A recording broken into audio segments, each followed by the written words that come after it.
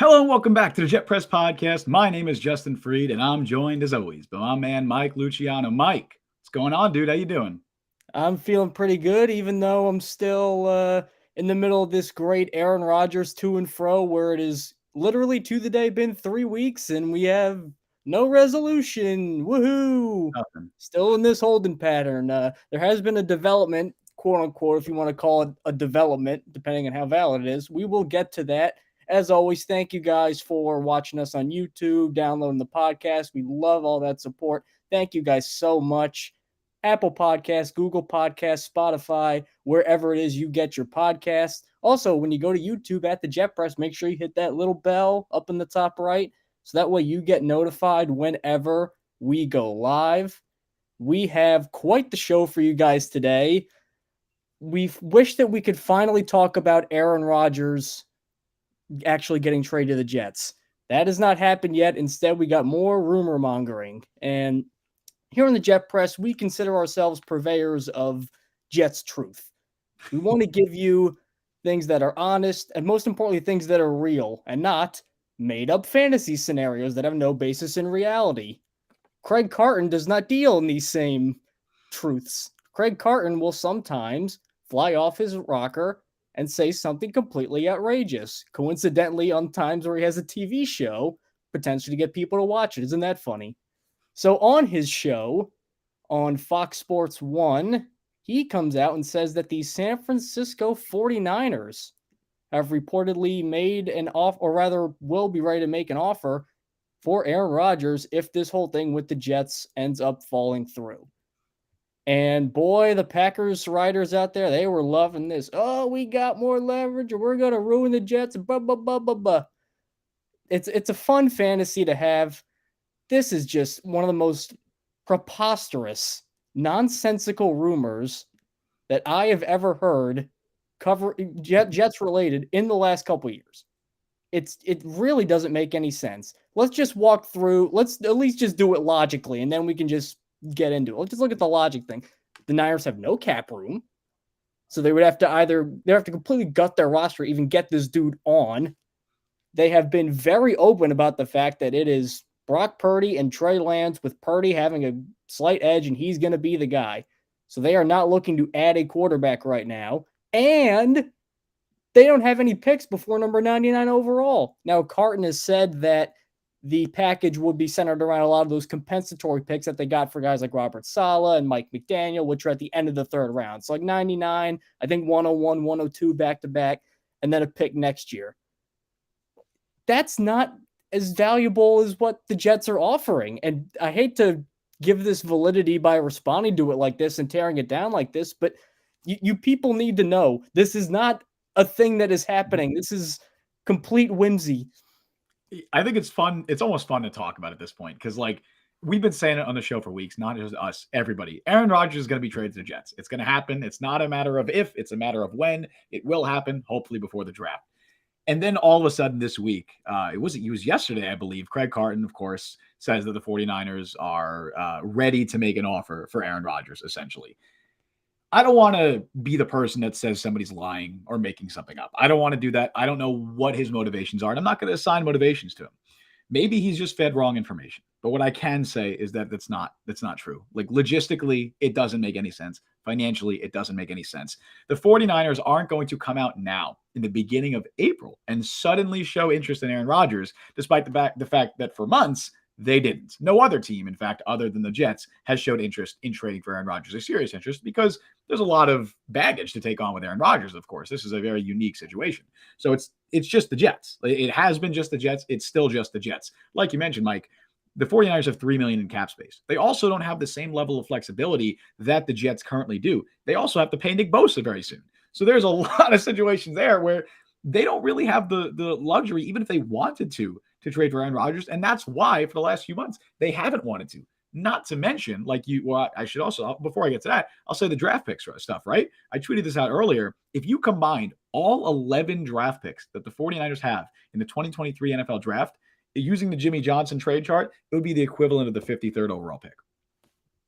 The Jets hold picks 42 and 43, right? Presumably, one of those is going in the Rodgers trade. If the holdup amongst the Packers or Packers fans or whoever is that the Jets aren't giving enough 2023 draft capital, the 49ers literally can't give more than the Jets. Like, if you combine every single pick that they have in this draft, which they're not going to trade every pick, and you put that in one package, it still wouldn't be more than either of the Jets' 2 second-round picks. So, like in terms of compensation, they can't stand up to what the Jets can do, right? Like they can't offer the same thing. And then, not to mention, you go back to Aaron Rodgers in February, 2 months ago, almost 2 months ago to the day. Aaron Rodgers was golfing in something, I forget, I don't know what it was, but they asked him, "Hey, could you share any news with us, Aaron Rodgers?" And he said, "Yeah, I'm not going to San Fran." He specifically noted that he is not going to the 49ers. The team he hates because they picked Alex Smith over him when he thought he was going to go number one. Now he's going to go buddy up with. Even if you could just wave a magic wand and they had all the assets and the flexibility and everything you need, he hates the Niners. Yeah, and he has beat him in the playoffs a lot. Now you want to join up? That wouldn't make any sense. No sense. It makes no sense. The 49ers have seemingly no interest in trading for Aaron Rodgers because they haven't had all season. Even if they did have any interest, they wouldn't have the assets required to make a trade happen, or at least it would be a lot more strenuous on them than it would be the Jets. And then Aaron Rodgers not only has publicly said that he wants to play for the Jets, he's publicly said that he's not playing for the 49ers. So it's like every possible thing you could put into this, right? Everything that could be put in and say why this isn't going to happen is there. Like there's no actual logic behind it. So again, I'm not going to say Craig Carton or whoever is making anything up. I'm not going to say that, I'm not going to assign motivation. I'm just going to say I don't believe it. I don't think anybody should believe it. I know Packers fans, like you mentioned, and Packers writers or analysts, whatever you want to call it, are kind of running with this. And there's articles being written, what can the 49ers trade for Aaron Rodgers? And it's just, why? It's just people producing content for the sake of content. I know that's hypocritical because we're producing content right now. We're talking about it, but hey, look, we're producing content for a reason, for education. This is a public service. We should be getting taxpayer funded because we are educating the masses that this line of inquiry should not be pursued any further. That's a very grandiose way of saying what we do. We're running a Jets podcast, but yeah, that's sure. Well, if you think it's all in the mindset, Justin, and that's true. This is just one side. Most of the Packers side just trying to find some way to get. I'm going to use the word. This is the bad word that we don't like using. Leverage. I said it. You can unclose your ears. Bring the kids back in the room. I said leverage. So, as we've said before, there is no leverage for either side. It's a weird situation. I can't remember anything like it, but that's the scenario we're in. He wants to go to one team.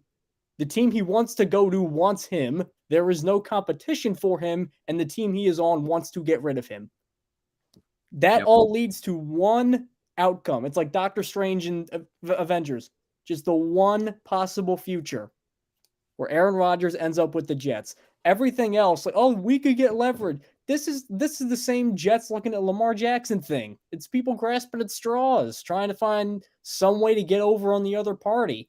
Like, I get that Packers fans and Packers meet, like they want some way to really just extract that first round pick out of the Jets and really hold their feet over the coals here. I don't see it happening. If this is the attempt, if a Packers front office guy leaked this to Carton, he's like, I don't want to challenge Carton's professionalism. I don't think he's just straight up lying. But if a Packers front office guy leaked this to him, that is not a great attempt to get leverage, Packers. That's what happens when your team is owned by 50,000 different guys. Yeah, exactly. And it's like, this is like, there's no update. This is like, this entire Aaron Rodgers situation is a media nightmare in some ways. And I can speak for that as someone who literally writes about the Jets for a living, right?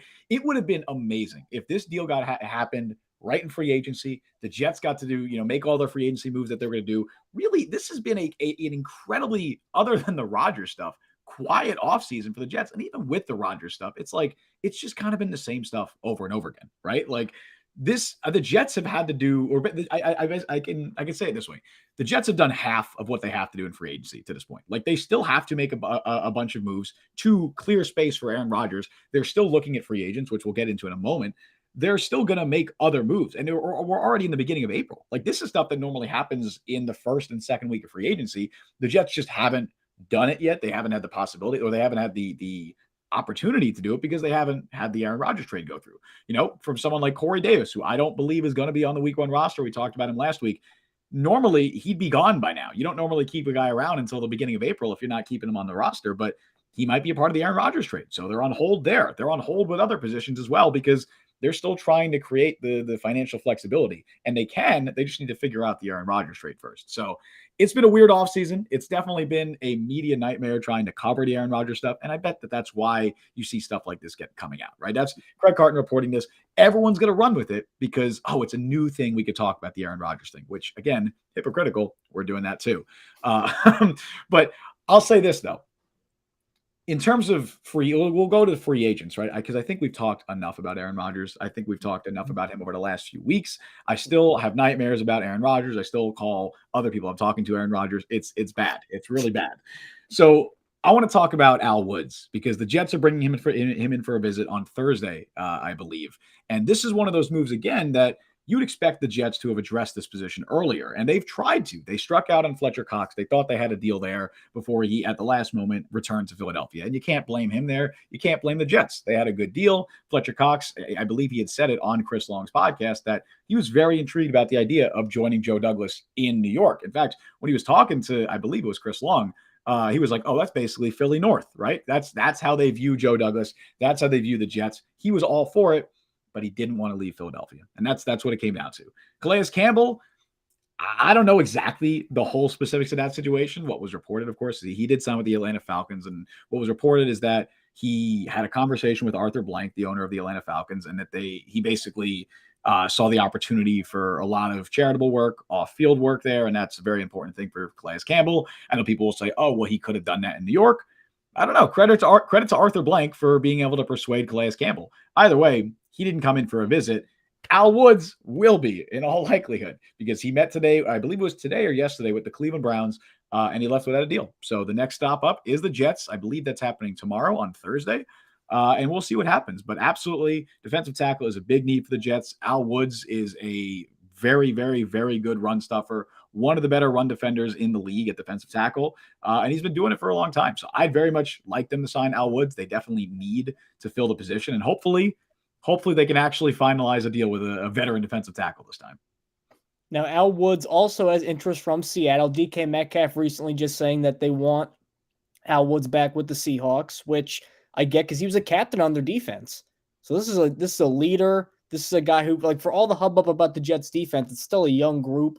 I know guys like Sauce Gardner are not defensive linemen. That doesn't mean you can't just pick up stuff through osmosis from Al Woods. So bringing him right in, I think that's part of what made Campbell attractive too, was the leadership element.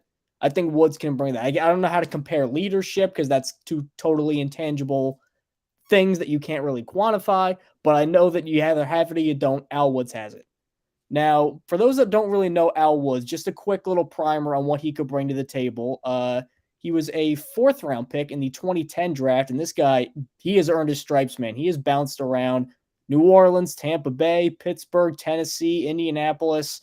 kind of just a wandering Ronin, a nomad who just shows up and plays high level, replacement level, one tech and no tech snaps. And then he just goes to another team. Seattle recently has been one of his best stops in his career. Last 2 years, he's had 89 tackles and 3.5 sacks. Now, it sounds good, but Al Woods is really not going to offer you anything as a pass rusher. He is a big space eater, strong dude who can take up multiple blockers. He's not really going to get to the quarterback, so don't expect it. Luckily, you have Quinnen Williams, who does that all the time, very easily. So that negative is sort of balanced out. Woods does seem like a bit of an odd fit as a defensive tackle in a 4-down lineman scheme like the Jets are going to run, but they just need run stuffers that badly. Like Solomon Thomas, I like the guy. He's not a starting defensive tackle in this league. When you look at him stuff in the run, he can do some things well. John Franklin Myers, I think, could be a pretty good interior defensive tackle, but then you lose the ability to move him around, which I think Robert Saleh really likes doing. Al Woods just makes a ton of sense for a guy who's also cheap, because the Jets know that once they get Aaron Rodgers and once they maybe get a certain wide receiver contract finalized, who we might mention later on this show, whose name rhymes with Grodell, if they get that finalized, then they're going to have to do some bargain bin shopping. They're going to have to go down. They can't go shop at Neiman Marcus for the defensive tackles. So Al Woods is not going to cost a ton to bring in, and he'll give you some good solid snaps. I really don't see a problem with that. Now, I don't think that precludes them from drafting somebody. I still think they will, even if they get Al Woods, but he's definitely nice to have. Agreed. And I think I said this last week on the show when we were talking about potential defensive tackle options. I pointed out Al Woods. We pointed out A'Shawn Robinson. It surprises me a little bit, and it surprised me in a good way, that the Jets are going after somebody of Al Wood like that basically has the body type and the skill set, I guess, of Al Woods. He's a true run stuffer, like a true one tech nose tackle run stuffer, which is really not something that Robert Saleh has had a lot in his defenses, whether in San Francisco or here. Even someone like DJ Jones in San Francisco is a pretty nimble guy. He can provide some value as a pass rusher. He's smaller than Al Woods, and he's more athletic. Al Woods is a true run stuffer. The dude is going to be 36, I believe, this year. Is he turning 36? Oh, he just turned 36. Just turned 36. Just turned 36. So he is old. Like, he's not only old, but he's just a big run stuffer, which is just not what I thought would be a great fit in the attacking 4-3 scheme that Saleh runs. But I think it's exactly what the Jets need. And I've been saying that since last offseason when they let Foley Fatukasi walk. Now, Fatukasi had a really bad year in Jacksonville, and I think he was hampered by injuries. But that's really the role that the Jets kind of needed to fill last year, and they didn't. They brought in Solomon Thomas, who was a fine backup defensive tackle, I guess. But between Quinnen Williams and Sheldon Rankins, I know Quinnen is honestly, he's elite at pretty much everything. He's still a better pass rusher than a run defender, but he's a good run defender. But they didn't have anyone else that could fill that role. Shepard did it a little bit last year, Nathan Shepard, but I'd like somebody in that starting line, in that front four that can play on first and second down and just stuff the run, because they did not have that last year. They had it with Foley Fatukasi, and then when he left, they didn't have it. So I assumed they were going to go after someone more like a Matt Ioannidis to replace Sheldon Rankins, because that's kind of more in that, same skill set, better pass rusher, pretty athletic guy, instead of going after Al Woods. And I like it. I think it's a good fit. I think that's exactly what they need. And I also agree with you that I don't think it precludes them at all from drafting a defensive tackle in the draft. I do think that's actually something they would do, because you need 4 guys there to rotate. And right now you have Quinnen and Solomon Thomas. So even if you add Al Woods, I would love to see them add maybe a 3-tech pass rusher on like day 2 or day 3, someone to develop behind Quinnen, provide some extra value. We know that Robert Saleh loves deep defensive lines. He loves to rotate. So it would make sense for them to also draft and target the position in the draft. I want to get to a comment by Lu Han. I hope I'm pronouncing that right on Facebook. Like Liu Kang, Lu Han. And he says, Quentin Jefferson of Seattle is another good cheap fit. We talked about this on the last show. I'm not really a huge fan of bringing in Quentin Jefferson. He's an okay player. He's definitely a much better pass rusher than Al Woods is. The problem being he really is not a great run stuffer at this point in his career. And whereas Al Woods obviously is getting older, I feel like he's kind of aged gracefully. And we've seen some space eaters like that actually play well into their advanced age. I know he's nowhere near this level, but like Haloti Ngata was in like his mid-30s and was still playing at a near elite level. Like, that's one of those positions where you can get a guy at that sort of age as long as the space is there, like a Vince Wilfork before he went to Houston. Mm. Obviously, he's not this level, but just on principle, some guys can do that well. Quentin Jefferson, I know the sacks were up, but he also was losing playing time. He wasn't really starting as much. I just don't think right now he's the best fit for the Jets. He's a decent player. I just think schematically there's better guys like Al Woods. Yeah, I'd be cool with Jefferson as your third defensive tackle. Like if their plan is, hey, we're gonna bring in Al Woods and Quentin Jefferson, I'm cool with that. I think with Jefferson starting alongside Quinn Williams, you'd be giving up too much in that run defense. Whereas Al Woods, the complete opposite. I think they'd be good complements essentially to each other. But I'm with you on Quentin Jefferson. I'm fine with it if they add him, but I don't necessarily want him as your every down defensive tackle starter, especially on first and second down. Now let's go to somebody who might have the most different playing style in the league to Al Woods, and that is Mecole Hardman. NFL's a great league because you could be 6'4", 330 and start, and you could be 5'10", 180 and start. That's what's great about it. The other side of the ball, I get it. Be quiet analogy works. So the Jets bring in Mecole Hardman on a 1-year, $6 million deal, or I think max is 6.5 if everything goes right. They bring in Hardman, who right now is the wide receiver 3. That's subject to change, but right now Garrett Wilson is the unquestioned 1. Allen Lazard, nice 4-year deal from Green Bay, is number 2, and Hardman is number 3. Now, there's been some rumors with Odell Beckham. We mentioned on a couple other shows that the Odell links are getting stronger. It seems almost inevitable at this point because it just seems like the Jets are in on Odell. He kind of has interest in there. A lot of smoke pointing there. But the Jets are very high on Hardman, so much so that Rich Cimini, ESPN, one of his latest pieces, said that, quote, Hardman signed with the Jets in part because they promised he'd be able to expand his route tree in their offense. In Kansas City, he was used at the line of scrimmage, jet sweeps, bubble screens, etc., and on vertical routes, not much in between. The Jets believe he has untapped ability on intermediate routes. And the Jets, I think, are 1,000% correct there. Not to say that obviously playing with Andy Reid and Eric Bieniemy and Patrick Mahomes is a limiting offensive experience for any player. That is not at all what we are saying. It's just tough to really, they obviously had to prioritize guys like Travis Kelce. They still had the running game. They had Tyreek Hill when he was there. Obviously, Hardman, an identical player, is not going to get the Tyreek Hill treatment. They had to make sure guys like Juju Smith-Schuster, holy crap, man, say that 5 times fast. Make sure guys like Juju ended up getting the ball in their hands. So yeah, Hardman at times was kind of underutilized. Now, if he comes to the Jets, I don't think he's going to be catching 100 passes a year, but I wouldn't mind seeing Hardman early on in an enhanced role. I know that I have some questions about how it's going to last long term, but if this is how they're planning to use him, I think it's going to be very fun to watch because, as we've said before, you can teach guys some technique. You can do stuff like that. You can make them a little bit faster. You can't teach that level of insane speed that he has. Him on a crossing route over the middle, forget about it. No one's keeping up with him. Maybe 2-3 corners are keeping up with him. Yeah, and that's like a staple of Nathaniel Hackett's offense is those crossing routes over the middle. So I'm definitely excited to see how Hackett utilizes him. I guess my one question with it is just how many snaps is he going to get? How much playing time is he going to get? Because assuming the Jets add Odell Beckham, which I don't think it's a done deal, but it sounds like it's still likely to happen. Even if they don't, maybe they still have Corey Davis. Maybe they add another wide receiver. I think it's likely that Mecole Hardman is your wide receiver 4, which is a good thing. That's good. I don't want him as a wide receiver 3. I'd much rather have him as your wide receiver 4.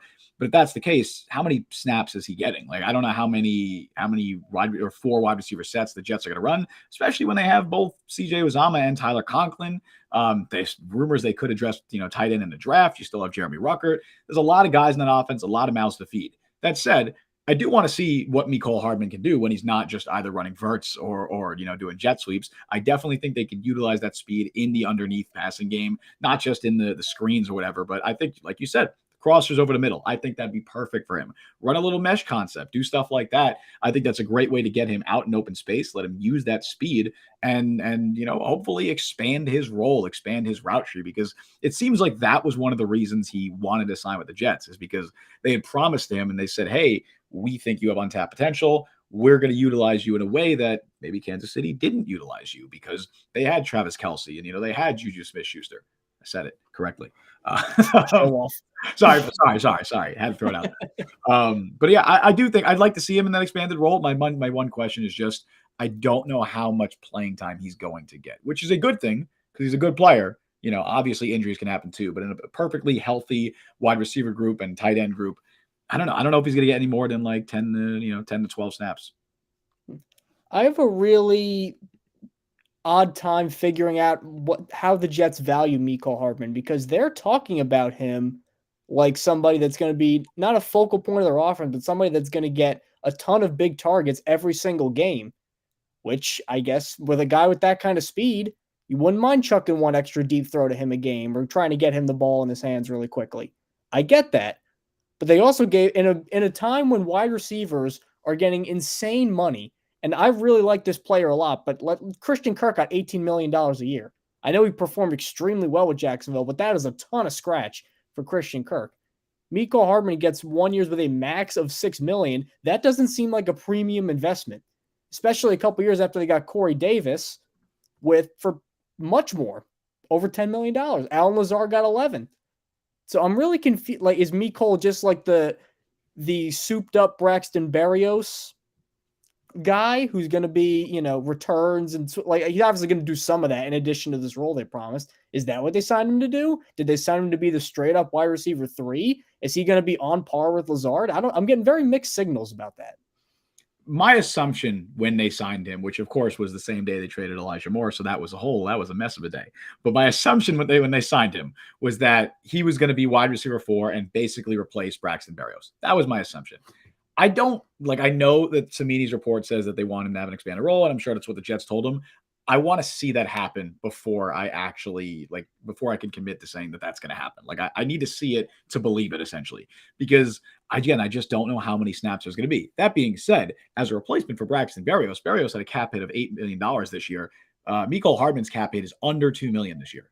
It's an incredible deal for the Jets. Now they have $2 million of his.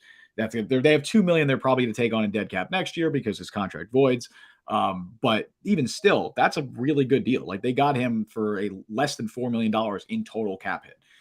So I think they obviously did a good job there. They saved money essentially by cutting Berrios and replacing him with Hardman. I don't know if he's going to get more than, a few 10 to 12 snaps a game, but also it never hurts to have that much depth. And I'm sure the Jets are going to have wide receiver injuries. They have injuries. Everybody gets injuries, right? Every team gets injuries. The wide receiver unit is not going to stay healthy the whole year. So even if they do add Odell Beckham, even if they do keep Corey Davis or add another receiver elsewhere, I still think Mecole Hardman is going to have a role. But I will say I'll believe it when I see it about the expanded role, although I am intrigued.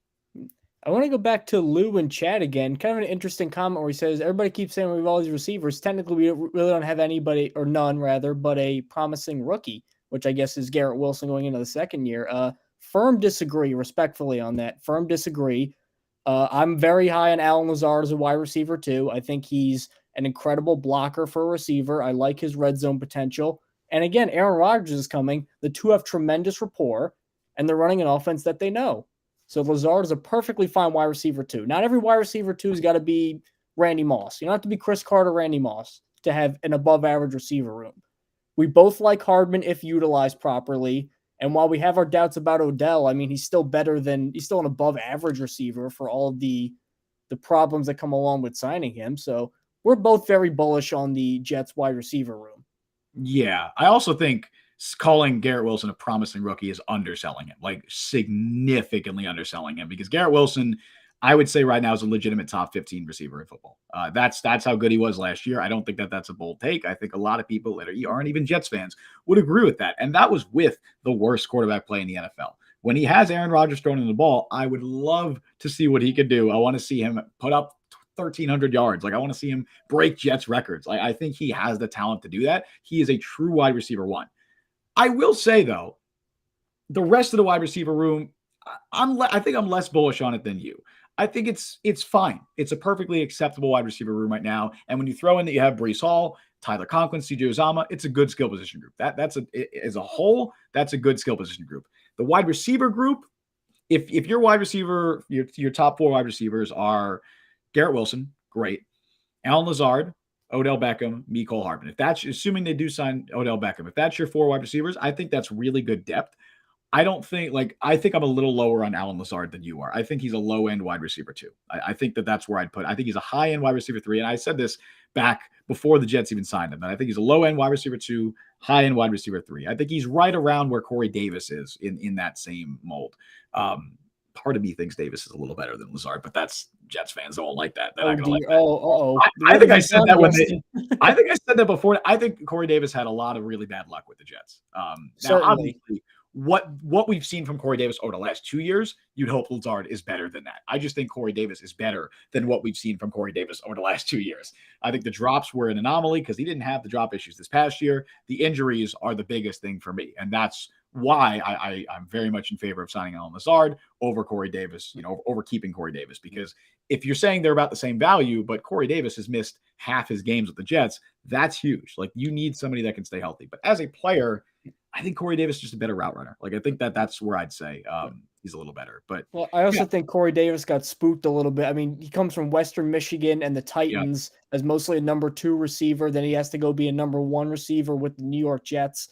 I mean, that's a big step up in terms of what you have to handle off the field. And I think part of that got to him a little bit.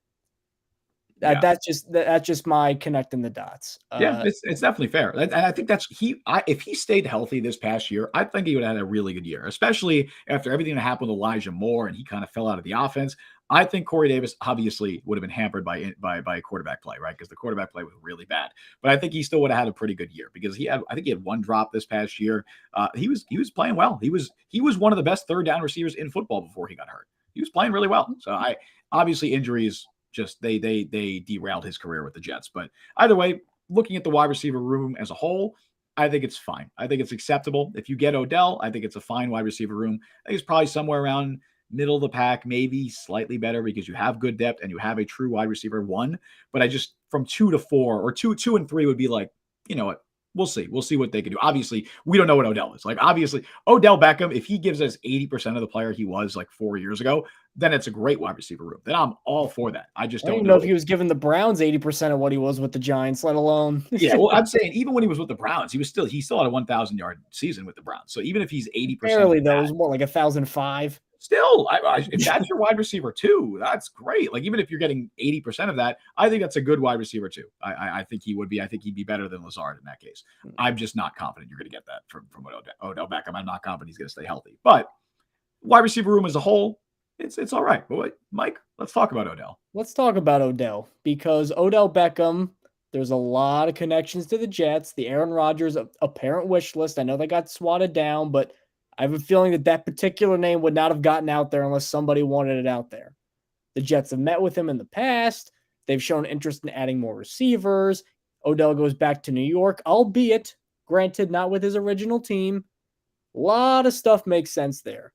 But he's not the only guy, the only Jets are the only team, rather, that have interest in Odell. The Baltimore Ravens have offered Odell a contract. Now, this whole idea of what Odell wants is really screwy, and we really don't have any clarity on it because we heard that Odell originally wanted like $20 million a year. Now it's down to $15 million.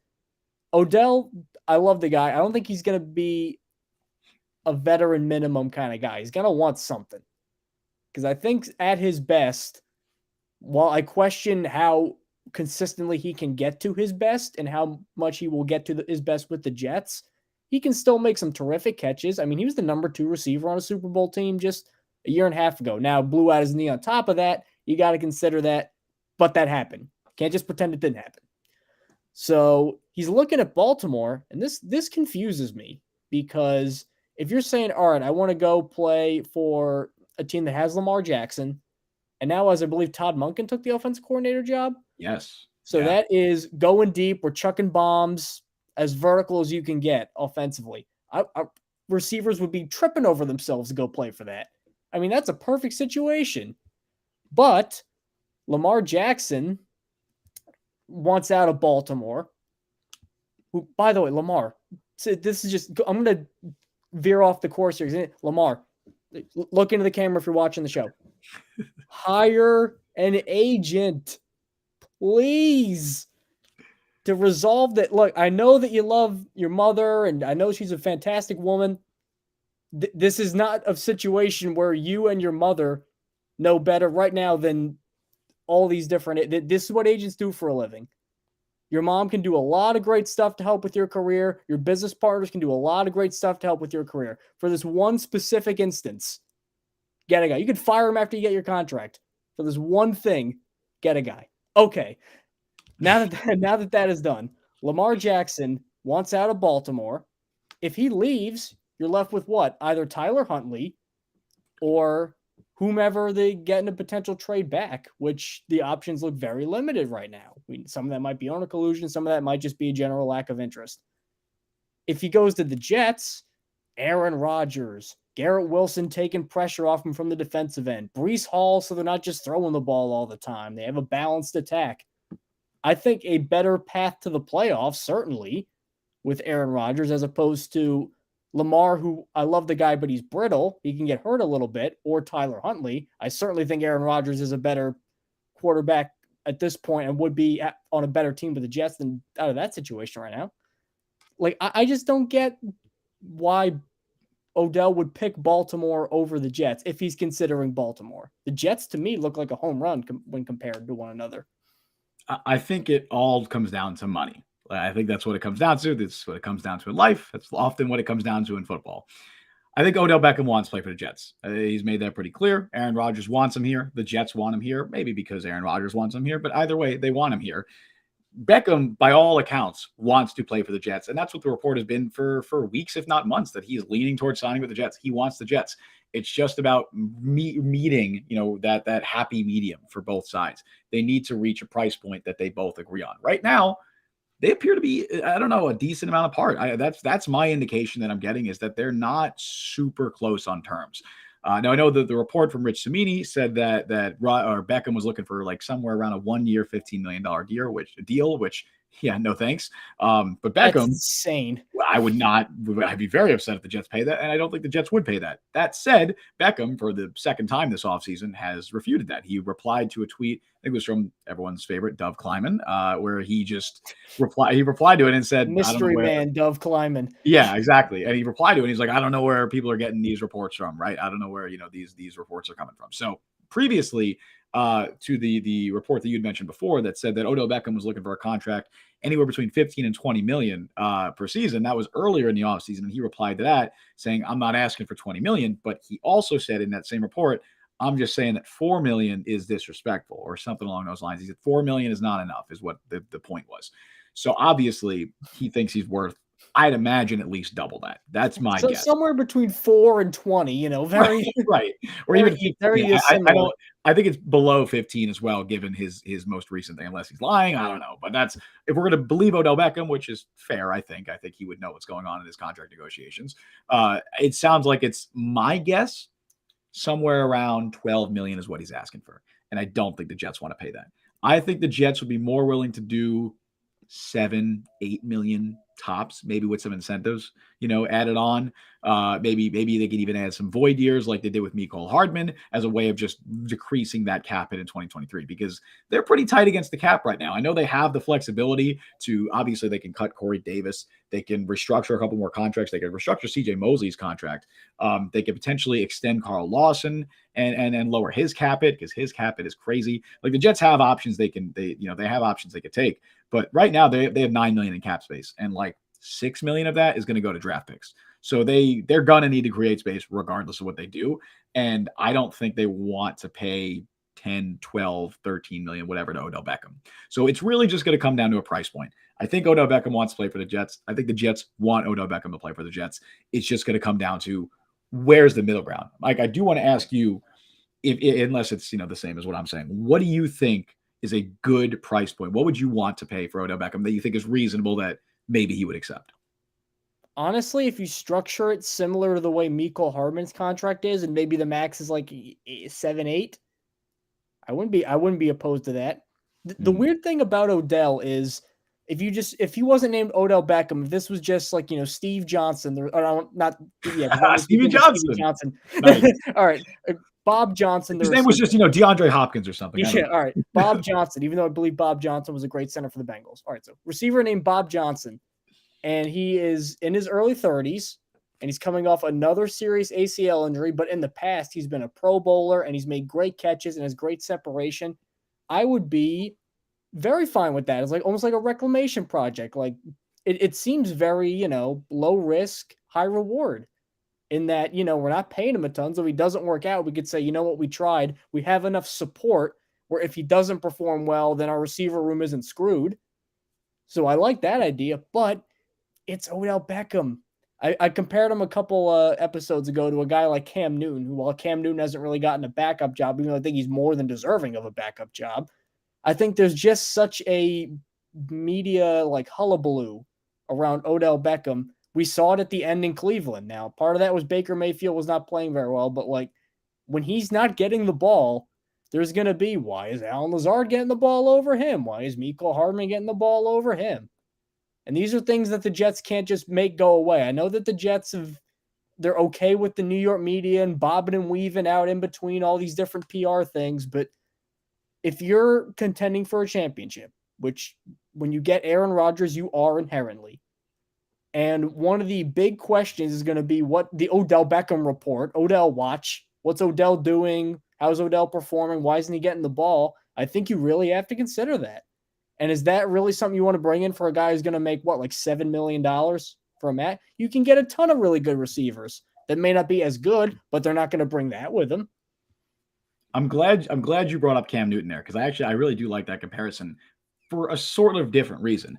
I think when you look at someone like Cam Newton or Odell Beckham, or even I'll say Ezekiel Elliott, I think is another good example of this. When you were that guy in your career, when you were that dude, when you were one of the best players of your position in the league, you still think you can be that dude later in your career. I think we see that with Cam Newton. I think Cam, by all accounts, wants a starting job, right? He's not going to get that. He's not going to get any offers that is guaranteeing him a starting job. I think if he was willing to take a backup job for reasonable money, he would absolutely be in the NFL right now. And I think that's another reason we're seeing Zeke's market be very slow. Ezekiel Elliott went as far as to say, hey, I want to play for these three teams, as if he has the leverage, not to use that word, I'm so sorry, if he has the ability to say that, right? I don't think Ezekiel Elliott at this stage of his career can be that picky and be like, this is my wish list of teams. He's not that guy anymore. Like that's the problem. And it's the same thing with Cam Newton. And it's sort of the same thing with Odell Beckham. And I think that's where you have to reach a middle ground, because if Odell earlier in free agency was asking for $15 million a year, that's insane for a player, like you mentioned, that has two ACL tears in the same knee two ACL tears in the same knee. He has not had 1,000 yards since 2019. He hasn't even played in 2 years. Giving that guy $15 million would be crazy. But Odell Beckham knows he was that guy. He knows he was one of the best wide receivers in football, and he thinks, and maybe he's right. I don't know, but he believes he can be that guy again. I'm sure he does. And if you're a player in the NFL and you don't believe you can be at your best, you shouldn't be playing anymore. So I don't blame him. But that's also where like you got to have like some self what's the word? Self-awareness. Self-awareness, yeah. I was blanking. You got to have some self-awareness. You got to know you're not 1,400 yards reaching back one hand. You got to realize that those halcyon days are in the past. And I think that's as Matthew self-awareness. Wilder brings up here, real quick, I want to make one quick point, and then I'll let Justin take over. He can't get $8 million and play 4 or 5 games because he's hurt. I think we forget, not only did he tear his ACL twice, he tore his ACL twice in consecutive seasons. Yeah, in the same knee. Same knee. Like that's you can't just throw out money to that guy. Oh, the ACL's fine. You have no idea. He could twist weird one way, and then there goes ACL number 3, and then who knows what's going to happen to Odell. I think the self-awareness you were talking about comes with the market. Like once the market dictates that you're not worth what you think you are, reality sets in. And that's when you start to reach a middle ground. And I think I hope the Jets will reach a middle ground, because I think the Ravens are going to offer Odell Beckham more money than the Jets. I'm pretty confident in saying that because they desperately need a wide receiver, dude. We've been saying that for years, but my God, did they need a wide receiver? They have Rashad Bateman and nothing. Like just nothing. No disrespect to Devin Duvernay, James Prochet. Like they got nothing, right? So they desperately need a wide receiver. I know they could definitely draft one, and they could target one in the draft, but they need someone. And I think that they're enamored by Odell, and I'm sure Lamar would love to play with Odell if he was staying in Baltimore, which maybe he is, maybe he's not. So I think they see part of that, but I think they would be willing to pay more than the Jets. But like you said from the start, I don't see why Beckham would want to play for the Ravens over the Jets at this stage, especially given all, it's crazy we're saying this, right? The Ravens over the Jets, given all the instability within the Ravens organization, why wouldn't you want to play for a more stable organization with the Jets? That's a crazy statement. But it's true. Like there's a more assuming the Aaron Rodgers trade goes through, you have a stable quarterback situation, you have a good skill position group, much better than they have in Baltimore. I do think the Ravens offensive line is probably better than the Jets at this stage, but even still, I don't think Odell Beckham's particularly too concerned about that. So I agree with you. The Jets need to find a price point that Odell Beckham can agree on. Hopefully that happens. Hopefully it happens before the draft. I still think it will, but there's a little doubt in my mind that says maybe it won't happen. I want to play a little game really quick as we end the show with some more draft talk. With the draft creeping closer, I am going to look at some of the recently published mock drafts who kind of have a good, some of them have their finger on the pulse, I will say, of what the Jets are going to do. And I want to get Justin's just instant reaction if the Jets take player X at number 13 overall. And as you can imagine, Jets fans, a lot of the top picks are in the trenches. A lot of offensive linemen, a couple of defensive linemen. I want to go first to Lance Zierlein, NFL.com, who has the Jets staying at pick number 13. And they are taking, with the 13th pick in the 2023 NFL Draft, the New York Jets select Broderick Jones, tackle from Georgia. Justin, instant reaction if that happens. I think a lot of people are right if that happens, because I feel like no player has been mocked to the Jets more than Broderick Jones, and with good reason. He reminds me a lot of Andrew Thomas coming out of Georgia. I maybe it's because they both play for Georgia, but I see a similar ceiling for both of them. And I also think we saw it with Thomas. I think Jones might have some struggles early in his career because he's a super high upside player. Like that's the allure with him, is those physical traits, those dominant reps that you see. But technically, he's still a little raw and he's pretty inexperienced. I think he had maybe 1.5 years as a starter, whatever it was. He's pretty inexperienced. There's definitely a lack of refinement, but if you're talking about physical upside, I mean, it's obvious. So if the Jets draft an offensive tackle and they, if Joe Douglas says, hey, I want to shoot for the stars again, I want to do what I did with Mekhi Becton, hopefully without the injuries, then I could totally see Broderick Jones being high on their draft board for sure. Now, I like Broderick Jones, but I'm not as high on him as everybody else. I think he's actually OT4 on my draft board. And I just think he's going to take so much time and energy to get to what people think he's going to be. And I don't really know if the Jets in a championship contending season are going to have the bandwidth developmentally to put that much time into Broderick Jones. It's similar to Becton, where at least with Becton, they had a young team and they were rebuilding and they could work on Mekhi Becton a lot. Broderick Jones might get thrown into the fire in like a postseason race, and that could be a little sketchy. Now, if he clicks, I mean, he's Pro Bowler every year. He's got that level of strength and physical tools, but I have my doubts about if it will click with the Jets. Now, here's the next one, which I think is probably the second most popular pick with the New York Jets, and is another offensive lineman with the 13th pick in the 2023 NFL Draft. The New York Jets select, according to Gilberto Manzano of Sports Illustrated, the Jets will select Paris Johnson, tackle from Ohio State. That happens. Justin, instant reaction. I'm thrilled. I am thrilled. Paris Johnson is my favorite tackle in this class. He's my favorite target for the Jets right now. I believe I've said that on the show before. I think it's kind of like a best of both worlds situation where if you look at the top, the supposed top three tackles, I know Broderick Jones is apparently your tackle, your fourth favorite tackle, but the big three in this class are Jones, Paris Johnson, and Peter Skoronski. I think with Skoronski, you get the best high floor guy, where I think I'm very confident this guy's going to be a long-term starter in the NFL, whether it's at guard or tackle. I'm pretty confident he's going to be a good player for a long time. Broderick Jones, you're shooting for the stars. You're hoping that this dude hits and he becomes an all-pro, but maybe he's Greg Robinson. Like, we don't know, right? Maybe he's Greg Robinson. I think Paris Johnson is the best combination of those two. I think his ceiling is legitimately all-pro. I think if he hits, he can be an all-pro. And I think he has a higher floor than Broderick Jones does as well. He's more experienced. He also has experience playing guard. So you have the versatility there where you can potentially play him at guard if they need to. I'm not sure the Jets would have a need to do that, especially if they're keeping Elijah Vera Tucker at guard. It doesn't seem like they're going to have an opening there, but it's a possibility, and that versatility is important. Paris Johnson is my favorite tackle prospect in this class. He's my favorite target for the Jets. I'd be thrilled if they got him at 13. He's my favorite lineman to the point where I've been open about how I don't think offensive tackle may not be the be all end all need for the Jets because I don't know how much of an immediate impact they could have. But if Johnson falls to 13, I completely throw all that out the window because I don't think he'll make it there. But if he does, the versatility I think is really underrated. And it's not like a Peter Skoronski thing where physically they might have to move him to guard because of his arm lengths. They're trying to force versatility. This guy has proven versatility, which gives them a huge arrow in their quiver that they can use. Clearly my offensive tackle 1. I think he's a top 10 player on my board. For posterity, I have Paris Johnson 1, Skoronski 2, Darnell Wright 3 from Tennessee. Ooh, okay. Big Darnell. Oh, that dude mauls people. You like Broderick Jones, check out Darnell Wright, even though he's pretty much limited to right tackle, and then Jones 4. But Johnson clearly number 1. I'd be thrilled if he was with the Jets. Even if there are some other needs to address, you don't pass on an athlete like that at that position falling to you. You don't do it, especially for Mr. Offensive Line Joe Douglas. That's one you don't overthink. Now we go to CBS, Chris Trapazzo, and he has the Jets addressing the defensive side of the ball rather than the offensive side, although it still is the line. It's still a big guy. With the 13th pick, the New York Jets select Kalijah Kancey from Pitt. Justin, reaction.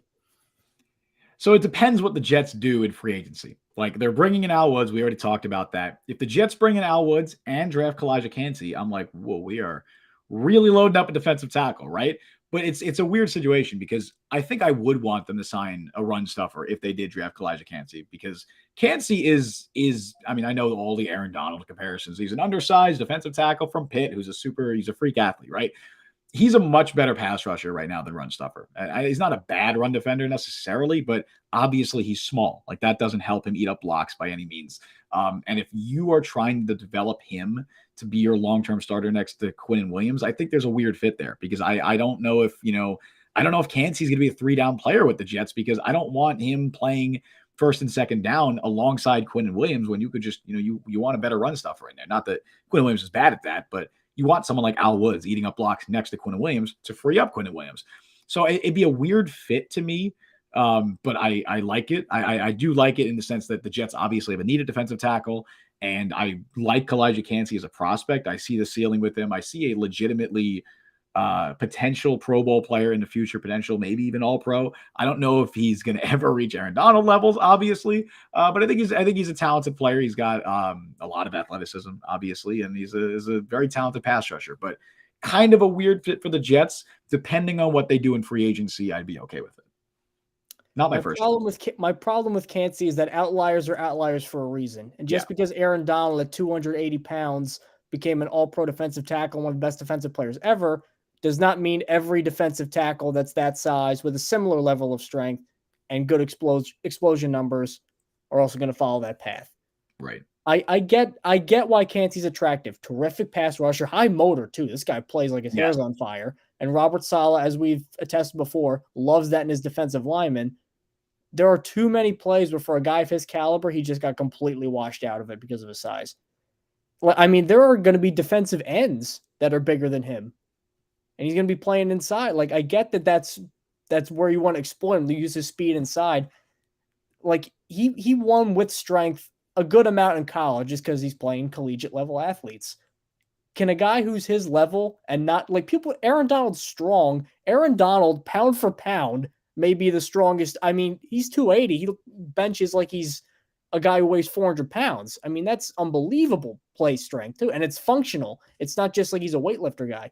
I don't really see that with Kancey. If they got him in round 2, I'd be fine with that. I would be okay with that because it means they address somewhere else. I think that's where Kancey's better suited anyway. It's kind of like a high mid-2 kind of range, just because I think his role in the NFL is going to be a lot limited. It's that old phrase, jack of all trades, master of none. It's like, yeah, you can move Kalijah Kancey to a bunch of different places on the defensive line. Where's he going to dominate? I don't know. And if I'm picking a guy at 13, I want him to dominate somewhere.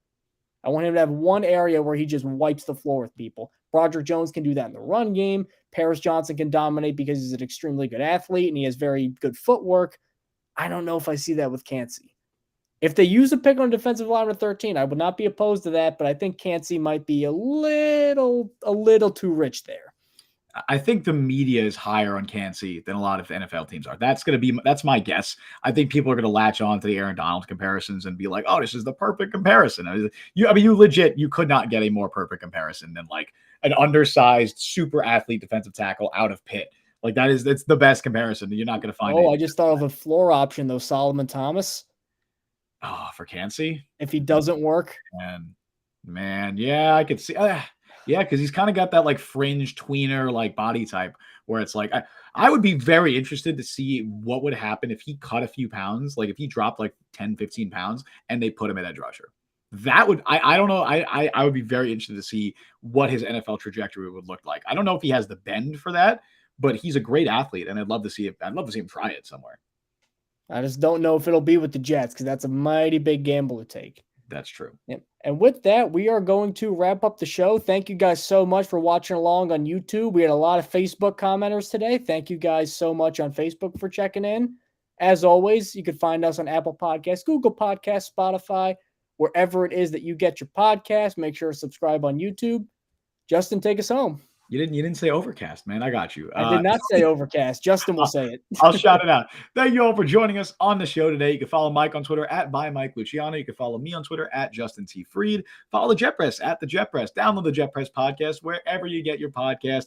Google Podcast, Spotify, Apple Podcast, and Overcast. Also check us out on YouTube, as Mike just said. Subscribe, like, hit that notification bell. You guys know what to do. We stream live every Wednesday at 3 p.m. Thank you all for listening to the Jet Press podcast. I've been Justin Freed. That's been Mike Luciano. See you guys next week. See you folks next week.